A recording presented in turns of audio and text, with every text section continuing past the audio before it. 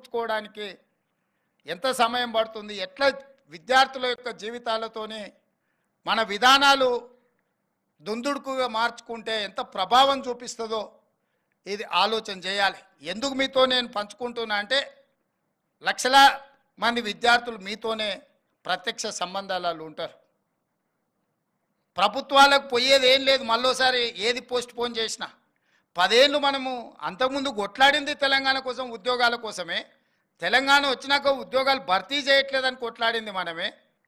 ఇవాళ ప్రభుత్వం ఒక క్యాలెండర్ డేట్స్ ప్రకారం గ్రూప్ 1 కానీ, డిఎస్సి కానీ, గ్రూప్ 2 కానీ, గ్రూప్ 3 కానీ పకడ్బందీగా ఒకదానికొకటి ఇబ్బంది జరగకుండా ఒక ప్రణాళికబద్ధంగా పరీక్షలు నిర్వహిస్తుంటే ఇప్పుడు ఆశ్చర్యకరంగా పరీక్షలు వాయిదా వేయండి అని కొట్లాడుతున్నారు.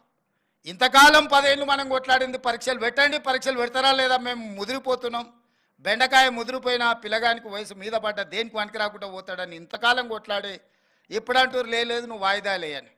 డిఎస్సి నోటిఫికేషన్ 2 సంవత్సరాల కింద ఇచ్చిన నోటిఫికేషన్, 2 సంవత్సరాల నుంచి డిఎస్సి నోటిఫికేషన్ పరీక్షలు నిర్వహించకపోవడం వల్ల పిల్లలందరిలో అన్రెస్ట్ పేరుకుపోయింది. 2 ఏళ్ళ నుంచి వాళ్ళు డిఎస్సి కోసం ప్రిపేర్ అవుతున్నారు. ఇప్పుడు నేను డిఎస్సి పలానా డేట్ నాడు పెడతా అంటే లేదు మాకు చదువుకోవడానికి సమయం కావాలి, దాన్ని కూడా కొంచెం వాయిదా వేయండి అంటారు. అరే రామ, 10 ఏళ్ళు నోటిఫికేషన్ రాలేదన్నారు, 2 ఏళ్ళ కింద డిఎస్సి నోటిఫికేషన్ వచ్చింది, 2 ఏళ్ళ నుంచి వాయిదాలు పడుతూనే వచ్చింది. ఈ 2 ఏళ్ళలో పిల్లలు చదువుకోలేదా? మళ్ళీ ఇప్పుడు వాయిదా వేస్తే అదనంగా చదువుకునేది మేమేం సిలబస్ మార్చలేదే, పరీక్ష విధానాన్ని మార్చలేదే మీరు నేర్చుకోవడానికి. అంటే కేవలం కొన్ని రాజకీయ శక్తులు,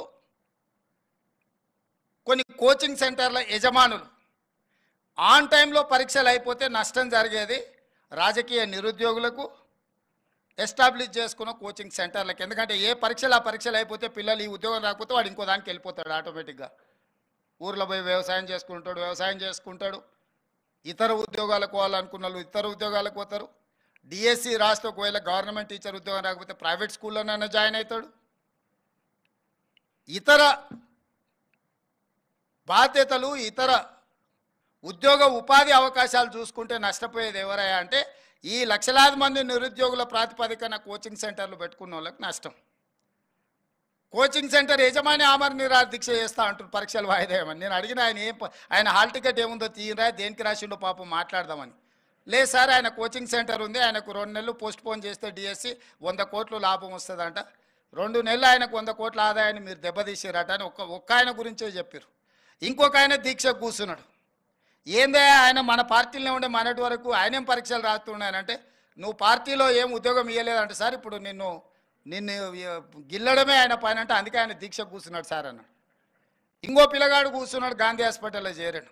అరే పాపం నాకు తెలిసినోడు ఆ పిల్లగానికి ఏమన్నా కానీ ఏం పరీక్ష రాస్తున్నాడు, అవసరం అయితే స్పెషల్ కోచింగ్ అని ఇప్పిద్దామంటే ఆయన ఏం పరీక్ష రాస్తున్నాడు సార్, ఆయనకు లీడర్ చెప్పినట్టు నువ్వు చేస్తే బాగా పేరు వస్తుంది, నీకు నేను చూసుకుంటా పో అని.